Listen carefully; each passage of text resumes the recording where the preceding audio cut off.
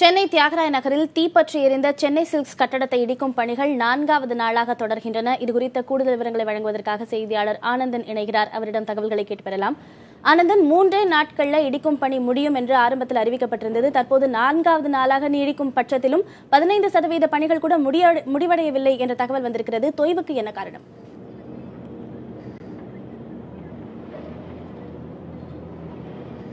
பத்மபிரியா, தற்போது 31ஆம் தேதி சென்னை சில்க் கட்டிடம், அடுக்குமாடி கட்டிடம் தற்போது தீ விபத்து ஏற்பட்டு அது கிட்டத்தட்ட 36 மணி நேரத்துக்கு பிறகு அந்த தீயினை அணைக்கப்பட்டது. அதன் பிறகு அந்த கட்டிடம் உறுதித்தன்மை இழந்தது. அதன் பிறகு தற்போது கட்டிடத்தை இடிக்கும் பணி தற்போது நடைபெற்றது. அப்போ அதிகாரிகள் மற்றும் நபர்கள் பேட்டியளிக்கும் பொழுது 3 நாட்கள் இந்த கட்டிடம் இடிக்கப்படும் என்று அறிவித்தார்கள். ஆனால் தற்போது 4வது நாளாக இந்த பணி நடைபெற்றுக் கொண்டிருக்கிறது. கிட்டத்தட்ட 15% மேற்பட்ட கட்டிட ஈடுபாடு நடந்து கொண்டிருக்கிறது.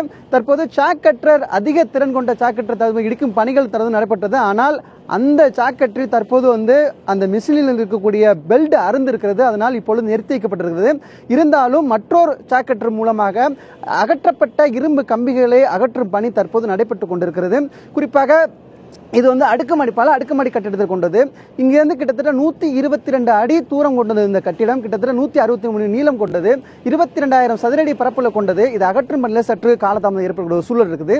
இருந்தாலும் இந்த அதிக திறன் கொண்ட சாக்கற்றன் மூலமாக அதை அகற்றுவதற்கே மிகவும் சிரமமாக இருந்தது. ஒவ்வொரு தூண்களிலுமே அதை அப்புறப்படுத்துவதற்கு மிகவும் கடினமாக இருந்தது. அப்படி அந்த முயற்சியை ஈடுபடுவதுதான் தற்போது அந்த பெல்ட் அருந்து தற்போது அந்த சரி செய்யும் பணியில ஊழியர்கள் ஈடுபட்டு இருக்காங்க. இதனால் இந்த பணி நடைபெறும் காரணத்தினால் தற்போது இந்த பகுதி முழுவதும் பொதுமக்கள் யாரும் அனுமதிக்கப்படவில்லை.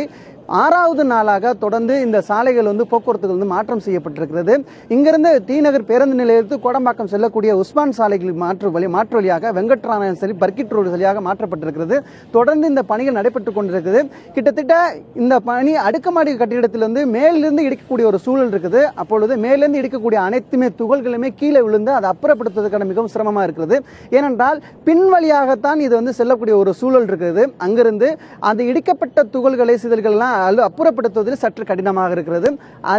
அது மட்டுமல்லாமல் அடுக்குமாடி கட்டிடத்தில் இருந்து மேலிருந்து கீழே கொட்டக்கூடிய அனைத்து அந்த கட்டிட துகள்களை அனைத்துமே அப்புறப்படுத்துவதில் சற்று காலதாமதம் ஏற்படுகிறது. குறிப்பாக பல 1000 கோடி ரூபாய் மதிப்புள்ள தங்கங்கள், வைரங்கள் என கீழ்த்தளத்தில் இருக்கிறது. இதை பத்திரமாக எப்படி மீட்டெடுக்க போகிறார்கள், அதற்கான எந்த ஒரு சேதாரம் இல்லாமல் எப்படி அவர் உரிமையாளரிடம் எடுத்து கொடுக்க போறார் என்று பொறுத்திருந்தா பார்க்கக்கூடிய சூழல் இருக்குது. இருந்தாலும் 4 நாட்கள் 5 நாட்கள் என தொடர்ந்து இந்த பணி என்று சொல்லி அது பேட்டியளிக்கக்கூடிய ஒரு வாயு சொல்லாவே இருக்கிறது. ஆனால் இந்த பணியை பார்க்கும் பொழுது கிட்டத்தட்ட இன்னும் 1 வாரத்து காலத்திற்கு மேலாக இந்த பணி தொடர்ந்து நடைபெறும் என்ற ஒரு சூழல் இருக்கு. பத்மபிரியா, ஆனந்தன், பல கோடி ரூபாய் மதிப்புள்ள தங்கம் மற்றும் வைர நகைகள் முதல் மற்றும் அடித்தளத்தில் இருப்பதாக தான் செய்தி வந்திருக்கு. இப்ப கட்டிடம் மேலே இருந்து இடிக்கப்படுகிற பொழுது இடிபாடுகள் எல்லாம் அங்க போய் தேங்கிடும். அந்த இடிபாடுகளை அகற்றிட்டு தான் அந்த நகைகள், விலை உயர்ந்த நகைகளை எடுப்பதற்கான முயற்சிகள் மேற்கொள்ளப்படுமா? என்ன சொல்றாங்க அதிகாரிகள் தரப்புல?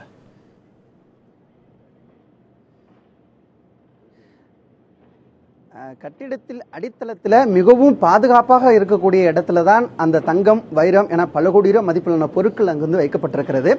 அந்த பொருட்களை எவ்வளவுதான் அங்கிருந்து மேலே கீழே கொட்டக்கூடிய துகள் இருந்தாலும் அது சேதம் அடையாது என்று மிகப்பெரிய வல்லுநர்கள் எல்லாம் தெரிவித்திருக்கிறார்கள்.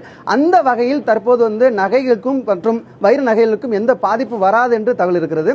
குறிப்பாக இங்கே இடிபாடு இடிக்கக்கூடியவர்களுக்கும் சொல்லும் பொழுது மேலேந்து இடிக்கக்கூடியது சிறிதாக தான் நாங்கள் இடிக்கிறோம். அதனால் அது எந்த ஒரு பாதிப்பும் வராது. இருந்தாலும் பாதிப்புகள் வராத வகையில் எங்களுடைய தொடர்ந்து எங்கள் பணியை ஈடுபட்டு கொண்டிருக்கிறோம் என்று தெரிவித்திருக்காங்க. இந்த பணியில ஈடுபடும் பொழுது இதை சுற்றி இருக்கக்கூடிய மற்ற கட்டிடத்திலும் சிறிய ஒரு அசைவுகள் இருக்கிறது. அதனால் பொதுமக்கள் மிகப்பெரிய ஒரு அச்சத்தில் இருக்காங்க. கார்த்திகேயன், ஆனந்தன், அந்த பகுதி இதுவரைக்குமே போக்குவரத்து மாற்றத்துக்கு உட்பட்டு தான் இருக்கு அப்படின்னு சொல்றீங்க. இந்த கட்டடத்துக்கு அருகில் இருக்கும் மற்ற வளாகங்கள்லாம் பொதுமக்களுக்காகவும் வணிகத்துக்காகவும் திறக்கப்பட்டாச்சா? அவற்றின் நிலை என்ன?